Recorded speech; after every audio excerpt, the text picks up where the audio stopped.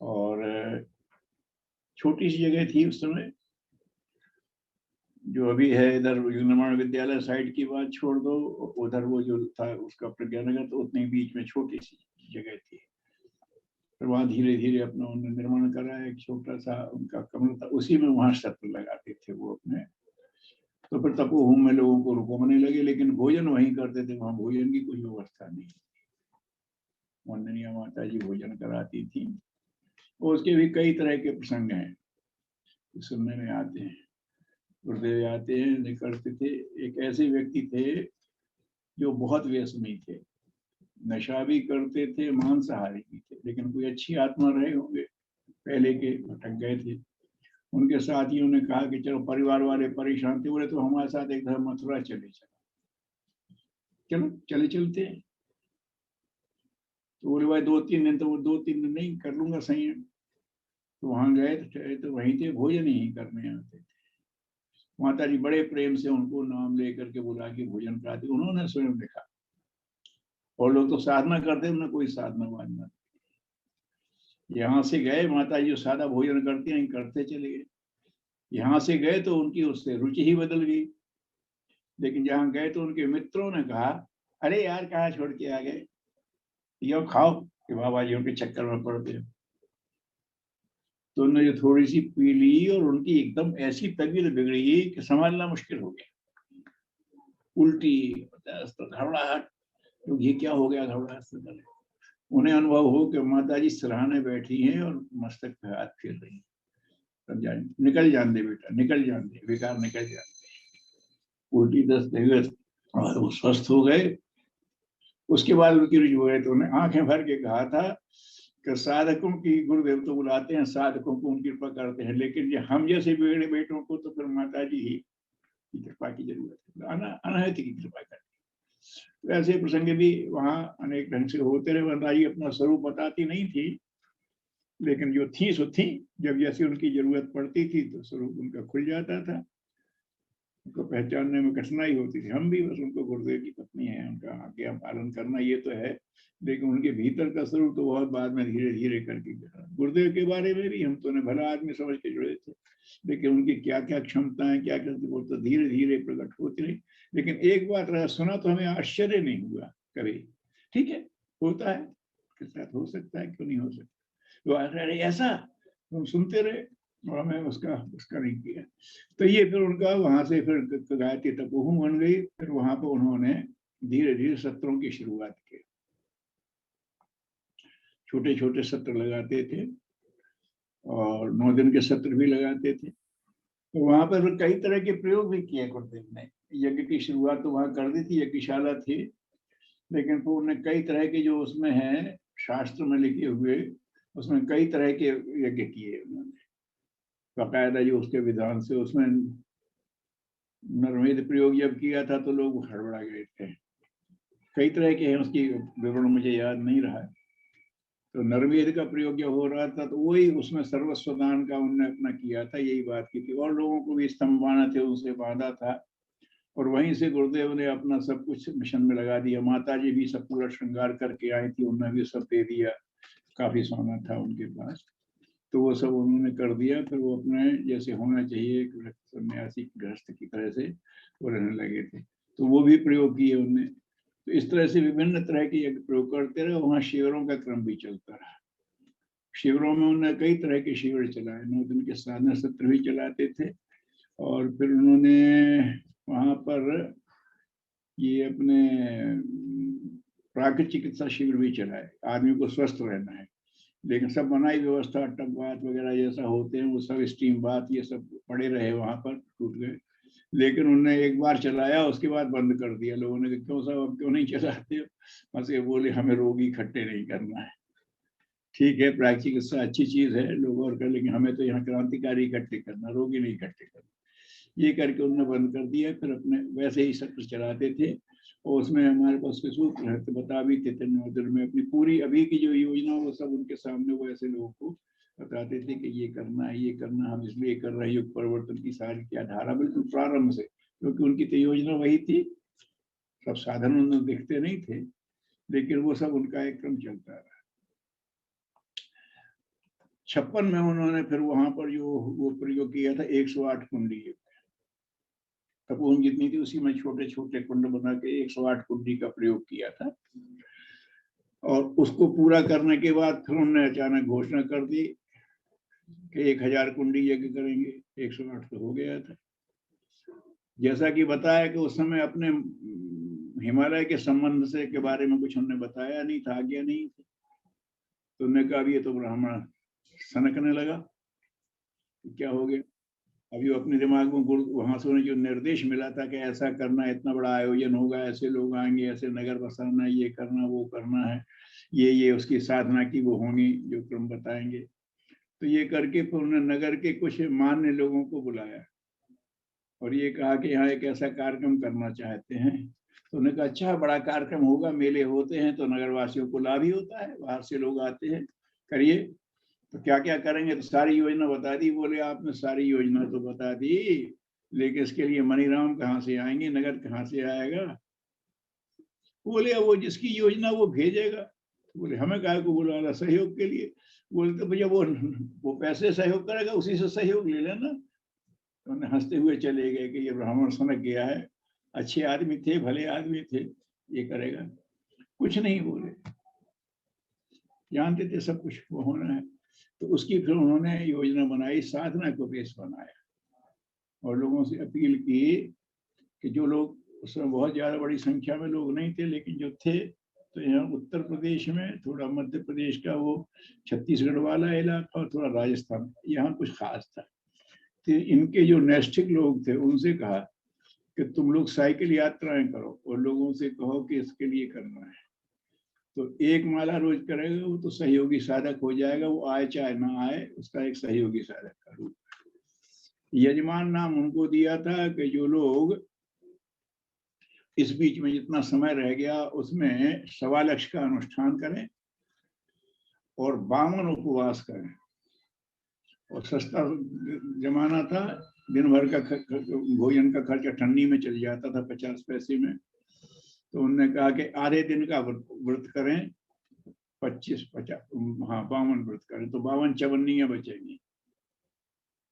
तो उसका चारा ने सीरीज का 52 पुस्तकों का एक सेट बनाया था, खुद नहीं लेना उसमें कि जो पैसा बचेगा। लेकिन हमारे वो कहते थे कि बेटा देखो, तुमने अच्छे यज्ञ काम में हमेशा सात्विक धन लगना चाहिए, और जो अपना पेट काट के निकाल रहा वो निश्चित रूप से सात्विक है, वो यज्ञ भाव से निकाला हुआ, अमीर हो चाहे गरीब हो। लेकिन जब वो भूखा रह के बेचारा उस अंश को निकाल रहा है तो वो निश्चित रूप से सात्विक है। तो ये उन्होंने शर्त रखी थी, अमीर हो चाहे गरीब हो, 52 उपवास करे, 52 चवन्नियां बचा, उससे ये ज्ञान मंदिर सेट अपने लेकर के रखे घर में और पढ़े और पढ़ाए। जो पैसा आ रहा खुद नहीं दे रहे, यज्ञ के लिए नहीं मांग रहे, प्रचार के लिए दे रहे। और जिनको सामान्य होता की बात कही थी उनसे कहा वो 25 उपवास करें, 24,000 का अनुष्ठान करें। तो 25 उपवास करने में 25 चवन्नी में 6.25 रुपए होते थे। तो 6.25 रुपए का न्यूज प्रिंट पर, सस्ता जमाना था, न्यूज प्रिंट पर छपा हुआ इतना बड़ा बंडल भेजते थे। उसमें यज्ञ क्या है, यज्ञ क्यों हो रहा है, गायत्री क्या है, गायत्री सबको क्यों कराना, छोटी छोटी पुस्तकें, और वो इतना बड़ा साहित्य, प्रचार साहित्य। वो कहते हैं इसको घूम घूम के घरों में दो, और जो बनना चाहे उसे साधक बनाओ, नहीं तो सहयोगी साधक बनाओ। इसका प्रभाव ये हुआ कि लोगों को, वो लोग हंस रहे थे कि ये क्या हो रहा, ब्राह्मण सनक किया, लेकिन एकदम इन्हें यहाँ पर आए भी स्वयंसेवक आए, लागत के लिए पैसे कहाँ थे इनके पास, मांगा ही नहीं था जो आ रहा था। तो जो थोड़े लोग थे जो स्वयंसेवक आए तो उनसे बोले मैंने समझदारी तो काम चला लिया कि अपना जो पैसा है अमानत में जमा कर दो। तो अमानत में पैसा जमा कर रही है, वो लागत बनी, बेसिक वहां से खर्च शुरू हुआ, प्रारंभिक खर्चा। उसके बाद जब जन प्रवाह शुरू हो गया तो आना शुरू हो गया। और वो भी कहते थे कि बेटा जो प्रत्यक्ष आता वही नहीं है सब, ये भी कहते हिसाब देख लो हमारा, हमारे हिसाब से कुल इतने हजार आए हैं और खर्चा इतने का हुआ है। तो ये कहते थे कि अन्य भी स्रोत है जिससे आता है। वो तो फिर तमाम तरह के लोगों ने क्या क्या बातें बताई उसमें करते हैं, लेकिन ये उसके क्रम से लेकिन जब वो भीड़ उमड़ी तो लोग हंसते रह गए, ये क्या होगा, हमें तो कल्पना नहीं थी इस ब्राह्मण का इतना प्रभाव है। तो वो जो आलोचना करते थे उनकी, अब भीड़ आ रही है तो नगर भरने लगे, तो वही कहने लगे, अरे सहस्त्र यज्ञ हो रहा है, जजमान आओ हमारे घर ठहरना, हम पहुंचाएंगे आपको, आचार्य के दर्शन भी कराएंगे, आपको यज्ञ में भी ले जाएंगे, हमारे यहाँ ठहरो। वही पंडों ने अपने घर में ठहरा ठहरा करके लोगों किया, उनका तो अपना व्यवसाय हो रहा था, अचंभित रह गए मतलब। और वास्तव में ऐसा पहली बार हुआ। अभी तक का वहाँ रिकॉर्ड है कि सहस्त्र किंडी यज्ञ में जो मेला भरा है वैसा मेला कभी वहाँ ब्रज में लगते ही रहते हैं मेले। इसका फलाना मेला, कृष्ण जन्माष्टमी का मेला और ये श्रावण मेला होते ही रहते हैं, लेकिन वो उतनी भीड़ कभी नहीं। उस भीड़ की हालत कुछ ऐसी थी, थोड़ी देर में उसमें भीड़ ऐसी थी, उससे लोगों ने बताया, गुरुदेव का स्वयं रिक्शा चलाता था, बाबू खां करके था मुसलमान गुरुदेव का, उससे पूछा, बोले उसने उन दिनों, शादी में पहले भी कह चुका हूँ कि नहीं कहा, तो उन दिनों 50 पैसे में 8 आने में तपोभूमि से पूरा रिक्शा होता था स्टेशन तक। और उस भीड़ में अगर लोगों ने कहा कि हमें यज्ञ स्थल पर ले चलो, तो उन्होंने कहा साहब इस भीड़ में नहीं जा सकते, 20 रुपए लेंगे, तो उन्होंने 20 रुपए दिए, मतलब 40 गुना। और उसमें ही बोले, जब यहाँ तपोभूमि के पास से आगे, उससे आगे था वृंदावन, वहाँ बिरला मंदिर से आगे, वहां साहब अब इस भीड़ में नहीं चल पाते, तो फिर ठसके से उतार दी, और इस ठसके से अब इससे आगे नहीं चलता रिक्शा, जाइए। Vrindavan, Mathura Vrindavan one way traffic हुआ था, उसमें वैसा कभी नहीं हुआ। तो कीर्तिमान बना, फिर लोगों ने वो हुआ, और बहुत शानदार ढंग से यज्ञ हुआ, कहीं कोई बात वैसी नहीं हुई, कहीं मतलब किसी हमारे जैसे सब सुरक्षित। और हमारे चूंकि जाने का तो थी नहीं, लेकिन हमें जैसे बताया कि नवंबर में यज्ञ था और मार्च अप्रैल में हमारी इसकी अपने परीक्षा थी इंजीनियरिंग डिप्लोमा की। तो जाए ना जाए, लेकिन फिर हिम्मत करके चले ही गए कि चलो हो 3 दिन और सही, जैसा कुछ होता है देखा जाएगा। तो उसी दिन सवेरे पहुंच गए थे जिस दिन यज्ञ शुरू होना था। सवेरे 4 बजे पहुंचे, और वो यज्ञ नगर जो था, और तो तमाम नगर बने थे, किस इलाके के लोग कहाँ ठहरे, स्टेशन पे ये कैंप लगा था, वो गाइड करते थे।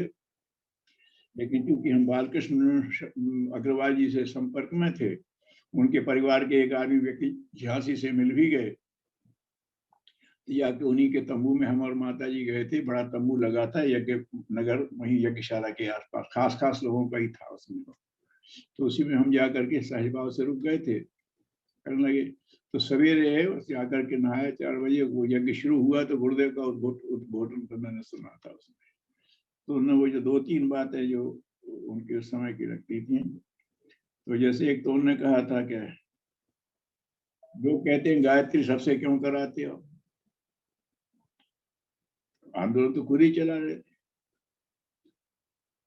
आंदोलन गायत्री क्यों कराते हो, मैं क्या कर सकता हूँ, एक दिन सारी दुनिया गायत्री करेगी। अच्छा लगा, आंदोलन तो खुद चला रहे हो, कहते मैं क्या कर सकता हूँ। फिर पता पड़ा कि ये तो ऊपर का निर्धारण है कि गायत्री को, यज्ञ को जन जन तक पहुंचाना, उसके तो ये माध्यम बने, मैं क्या कर सकता हूँ। अपने कह रहे हो तो होना है, भगवान की जो बनी करो, जैसे कृष्ण भगवान ने कहा था तुम नहीं लड़ोगे तो भी कौरव मरेंगे, तो करना ही है, तो ये कर, मैं क्या कर सकता हूँ। तो उसने ये भी कहा था, लोग कहते हैं शास्त्रार्थ कर लो, गलत हो रहा है, किससे करें शास्त्रार्थ, एक संहिता पढ़ ली, ऐसे करने लगे शास्त्रार्थ करें। अरे शास्त्रार्थ जीव की टोए से नहीं होता, शास्त्रार्थ जीवन से होता है। जिसने शास्त्र के हिसाब से जीवन जिया हो वो आके बात करे। मैंने गायत्री विद्या के हिसाब से जीवन जिया है, इसलिए गायत्री की बात कर रहा हूं। शास्त्र जीव की टोए से नहीं होता, जीवन से होता है। जीवन से अर्थ करने वाले आए तो बात करूं उनसे। इस तरह से उनका एक स्वरूप बनता था, वो मैंने सुना, फिर वही देखा कि लहर चली। लोग कहते हैं कि सारी दुनिया गायत्री करी, कल्पना नहीं थी किसी को, सारी दुनिया गायत्री करने लगी। कैसे, गायत्री परिवार वाले तो नहीं जा पाए सारी दुनिया में, लेकिन वो चेतना की जो लहर थी, यहाँ जो शुरू हुई लहर गई, सब होगा गायत्री सब कर सकते हैं, सब कर सकते हैं, सारी दुनिया में शुरू हो गया। उसके बाद जो प्रवाह रखा, तो उसको गुरुदेव ने नाम दिया था ब्रह्मास्त्र अनुष्ठान। ब्रह्मास्त्र क्या होता है, ब्रह्मास्त्र वो होता है कि जिसका प्रयोग कर दिया जाए तो फिर वो खाली नहीं जाता। तो जो 58 का यज्ञ था उनको उन्होंने ब्रह्मास्त्र अनुष्ठान नाम दिया कि मैंने यहाँ से ब्रह्मास्त्र अनुष्ठान किया है, अब गायत्री यज्ञ किसी के रोके रुकेंगे नहीं, और नहीं रुके। जो चले तो चलते ही चलेगा, हजार विरोध होते चलेगा। उन्होंने कोई चक्कर नहीं किया, कोई जवाब नहीं दिया। उन्होंने कहा हम विरोध करेंगे, आर्य समाजियों ने कहा, उन्हें कुछ नहीं बात। तुम स्वतंत्र अपनी बहाने के लिए, हम स्वतंत्र अपनी कहने के लिए, जनता को जो अच्छा लगेगी सो करेगी। भीड़ उमड़ पड़ी। आर्य समाजियों का हम बगल में एक मंच लगा करके खंडन करेंगे इसका, गायत्री की तुमने प्रतिमा क्यों बना दी, वगैरह वगैरह। गायत्री अकेली रह गई थी, वो मूर्ति पूजा के विरोधी है।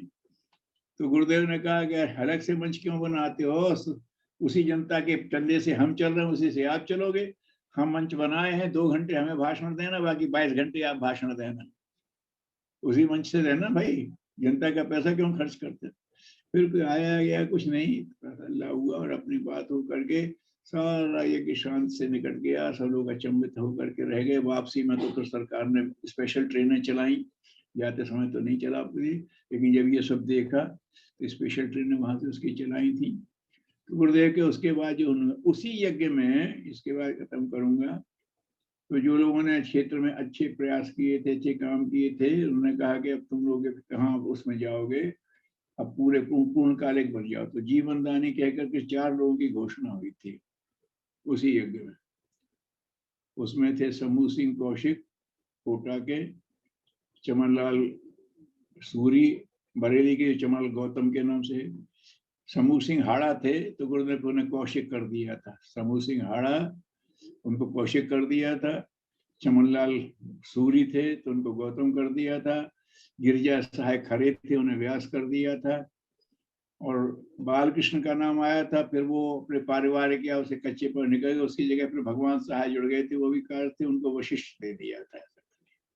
तो ये 4 जीवनदानी उसमें आए थे, तो इनको लेकर के उन्होंने कहा अब तुम काम संभालो। तो वो आ गए वहां पर, उनकी घोषणा हुई, उनने बुला करके फिर उनको कलेक्ट किया और वो समाप्त हो गया। तो गुरुदेव ने उनको, इन 4 को वहां रह करके अपने साथ प्रशिक्षण दिया। रह करके उसके बाद उन्होंने फिर 60-61 की हिमालय जाने की योजना बनाई थी।